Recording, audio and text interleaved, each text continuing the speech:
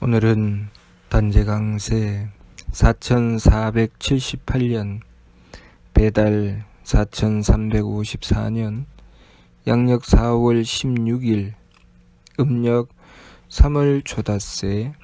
이 시간은 4월 둘째 주 금요일 새벽 경배 시간입니다. 이번 주에 한백음께서 주신 말씀은 성품을 가꾸어라 라는 말씀입니다. 우리 3일 신고 신문을 보면 하느님을 모시는 법에 대한 말씀을 주셨습니다. 성기원도면 절친견이니 자성구자라 항제인오시니라. 이 말씀의 핵심은 자성구자입니다. 스스로의 성품으로부터 하느님의 씨앗을 찾아라. 그러면 항제인오 너의 머리꼴에 내려 임하실 것이니라. 그에 대해서 성기원도라고 하는 것은 스스로의 성품으로부터 구하는 것이 아닌 겉으로 구하는 것입니다. 스스로의 성품으로부터 구한다고 하는 것은 무엇인가? 우리의 성품이라고 하는 것은 삼일신구 진리운의 이 심기신에 대한 부분을 보면 심은 의성한다라는 말씀이 나옵니다. 마음은 성품에 의지한다는 말씀이 있죠. 마음이라고 하는 것은 성품에 의지해서 생겨나는 것이다. 그러면 성품이라고 하는 것은 내 마음의 바탕이 되는 것이다 라는 것이죠. 내 마음의 바탕이 바로 성품이라는 것입니다. 그러면 도대체 성품은 무엇이고, 우리가 우리의 성품으로부터 하느님의 씨앗을 찾는다고 하는 것, 성품으로부터 하느님을 모신다고 하는 것은 무엇인가? 그것은 우리의 진심입니다. 우리의 진심이 성품이죠. 그래서 자성구자 하라는 말씀을 달리 말하면 진심으로 하느님을 모시라는 말씀입니다. 진심을 다해 하느님을 모셔야 하느님께서 우리 머리꼴에 임하신다, 그런 말씀이죠. 진심을 다하지 않으면 소리와 기운만을 가지고 하느님을 모시고자 하면 하느님을 모실 수는 없다는 말씀이죠. 진심을 다하면 하느님께서 머리꼴에 임하신다는 것입니다. 왜 그러면 우리는 하느님을 모셔야 하는가? 하느님께서는 유대덕대대력, 큰 덕과 큰 지혜와 큰 힘을 가지시고 생천 주 무수세계 주신신물, 하늘을 내시고 모든 세계를 주관하시고 만물을 끊임없이 창조하십니다. 그리고 우리는 그 속에 존재하는 만물 중에 하나입니다. 우리가 살아가기 위해서는, 우리의 문제를 해결해 나가기 위해서는 반드시 하느님을 모셔야 하는 것이죠. 하느님을 모시고 살아가는 삶과 하느님을 모시지 않고 살아가는 삶은 마치 등대가 있는 바다를 가는 배와 등대가 없이 가는 배의 차이, 또 나침판이 있는 것과 나침판이 없는 것의 차이와 같습니다. 언제 암초에 부딪힐지, 언제 어떤 어려움을 겪게 될지 도무지 한치 앞을 알 수 없는 칠흑 같은 어둠 속을 나아가는 것과 같은 것이 하느님을 모시지 않고 살아가는 삶입니다. 그러나 하느님을 모시는 삶이라고 하는 것은 마치 항상 내비게이션을 켜놓고 확실한 안내를 받으며 그 길을 나아가는 것과 같습니다. 항상 하느님의 가르쳐 인도하심을 받게 되고 지켜 돌보심을 받게 되는 것입니다. 그렇기 때문에 하느님을 모셔야 하는데, 하느님을 모시기 위해서는 어떻게 해야 하느님을 모시는가? 거기에 대한 말씀이 삼일신고 신운의 말씀입니다. 자성구자라 항제인오시니라. 스스로의 성품으로부터 하느님의 씨앗을 찾으라고 하신 것이죠. 그런데 스스로의 성품으로부터 하느님의 씨앗을 찾는다고 하는 것은 바로 진심을 다해 하느님을 모시는 것입니다.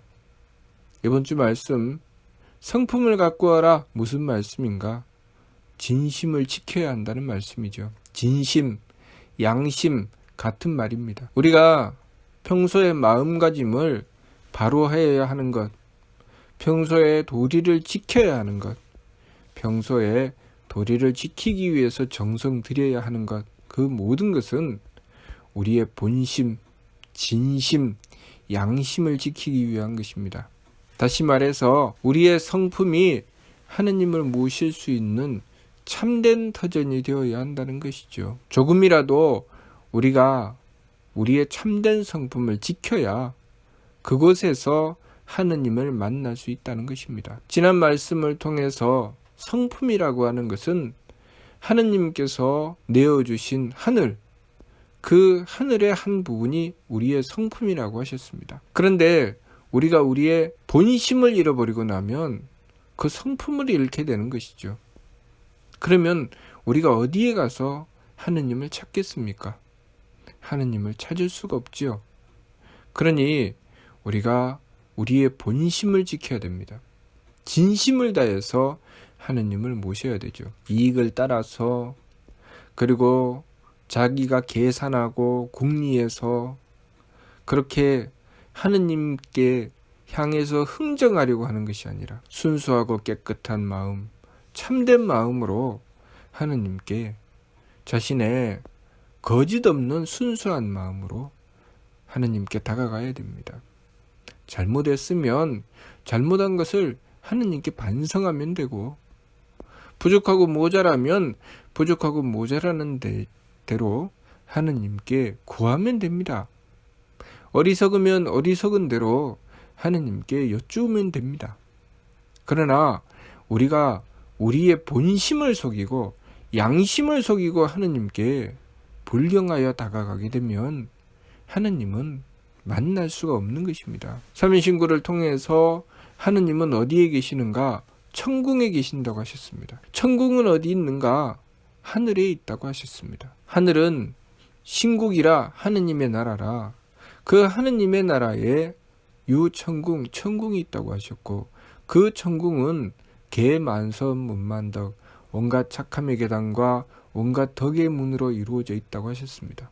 그런데 하늘은 우리의 성품이 하늘의 일부분이라고 하셨지요. 하느님께서 생천 하늘을 내셨고 그 위에 주무수세계, 무수한 세계를 주관하시고 그 무수한 세계에 조신신물 모든 만물을 창조하셨으니 우리 삶의 구조입니다. 우리의 삶은 성품이 그 바탕이 되고 목숨이 그 바탕 위에 이루어져 있으며 전기가 그 목숨에 따라서 이루어지는 것입니다. 그렇게 우리의 성명정이 구성되어 있고 그 성명정에 따라서 심기신이 생겨나게 된 것입니다. 성품에 의지해서 마음이 생겨나고, 목숨에 의지해서 기운이 생겨나고, 전기에 의지해서 몸이 생겨났으니 모든 것의 바탕은 성품이고 그 성품은 바로 하늘입니다. 그러니 우리가 하느님을 모시려거든 우리의 성품으로부터 구해야 된다는 것이죠. 우리의 성품이라고 하는 것은 우리 진심이니 진심을 지켜야 되는 것입니다. 그러니 성품을 가꾼다고 하는 것은 우리가 우리의 진심을 잃지 않는다는 것입니다. 우리의 양심, 우리의 진심.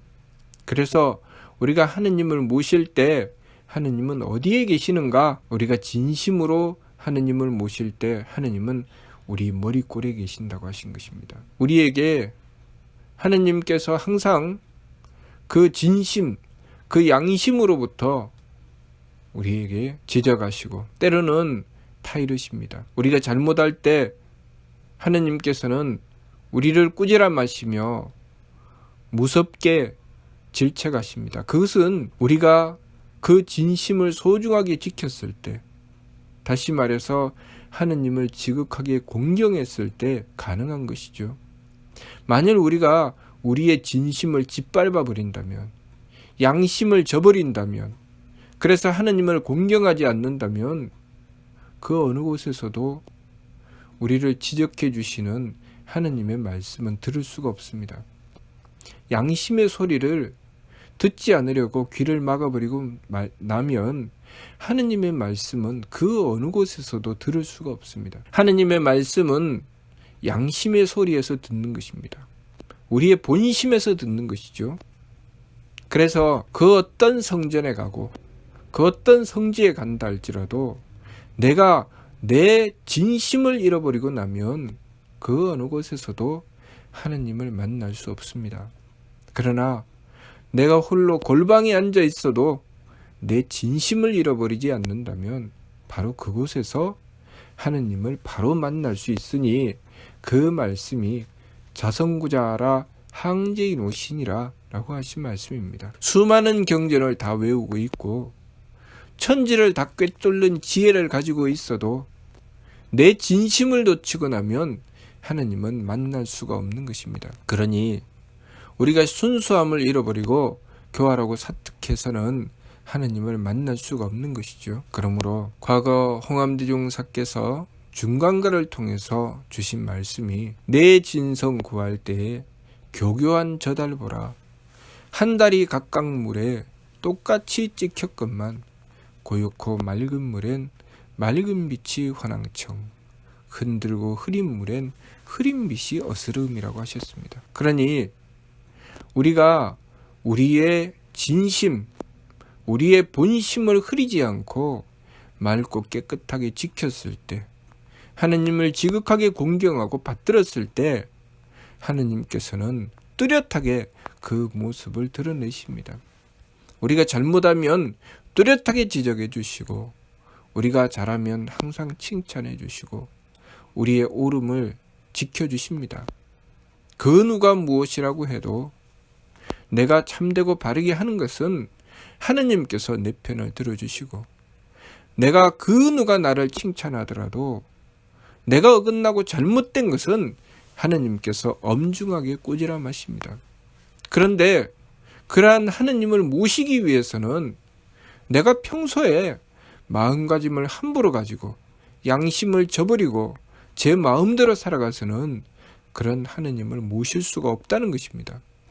항상 참된 자신을 지키고 바른 도리를 지키고 하느님의 뜻을 받들기 위해서 정성 들여 나갔을 때 우리는 하느님을 모실 수가 있게 된다는 것입니다. 그러니 평소에 지감조식 금촉의 세법을 힘써 행해야 하는 이유, 그것은 우리의 참된 마음, 그 본성, 그 성품을 지키기 위한 것이고, 그 성품을 지켰을 때 우리는 하느님을 모실 수 있기 때문에 지감조식 금촉의 세법을 힘써 행해야 되는 것입니다. 그리고 욕심 물결을 가라앉히고 하느님을 모셔야 됩니다.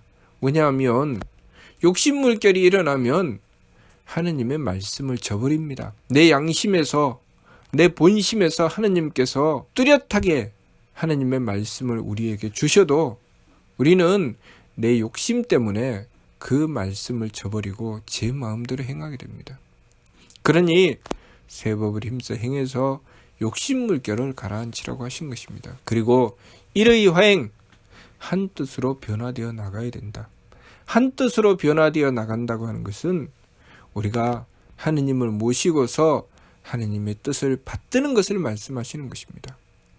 그렇게 하느님의 뜻을 받들어 나가며 끊임없이 반망즉진, 망령된 것은 돌이키고 참됨으로 나가는 것입니다. 우리가 하느님을 모시는 것, 우리의 본심을 지키면 어려운 것이 아닙니다. 그러나 우리의 본심을 잃어버리고 나면 하느님을 모시는 것은 불가능하다는 것을 알아야 합니다. 하느님을 모신 자와 모시지 않은 자의 차이가 무엇인가? 하느님을 모신 자는 정의롭습니다. 그러나 하느님을 모시지 않은 자는 정의롭지 않습니다. 하느님을 모신 자는 지혜롭지요. 그러나 하느님을 모시지 않은 자는 어리석습니다. 하느님을 모신 자는 덕스럽고 하느님을 모시지 않은 자는 덕스럽지 않습니다. 그러니 우리가 우리 삶 속에 덕을 얻고 지혜를 얻고 하느님의 뜻을 받들어 힘을 얻게 되기 위해서는 오직 우리의 진심으로부터 하느님을 공경하고 받들어 그 진실된 믿음, 진실된 정성을 놓치지 말아야 됩니다. 그러므로 미류 말씀을 통해서 의아종문의 사후제체는 상급경극의 배천사신하고 필지인지자의 제인구세하라고 하셨습니다. 우리 종문의 뒤를 이을 이들은 항상 지극한 공경과 두려움으로 하늘을 숭배하고 하느님을 섬기며 반드시 지극한 의진과 사랑으로 사람을 건지고 세상을 구원하라. 우리가 지극한 공경과 두려움으로 하늘을 숭배하고 하느님을 섬긴다고 하는 것은 우리의 진심, 우리의 양심을 놓치지 않고 굳건하게 지켜낼 때 가능한 것입니다. 지극히 공경하고 두려워한다는 것, 우리 내면으로부터, 우리의 성품으로부터 울려오는 하느님의 말씀을 두려워하고 공경한다는 것입니다. 그렇기 때문에 지극한 의진과 사랑으로 사람을 건지고 세상을 구원할 수 있게 되는 것이죠. 그러니 우리가 이번 주 말씀처럼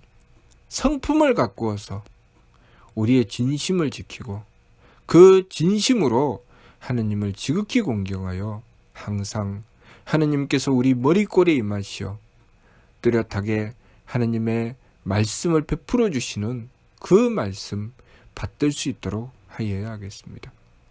무슨 뜻인지 이해가 됩니까? 마치도록 하겠습니다.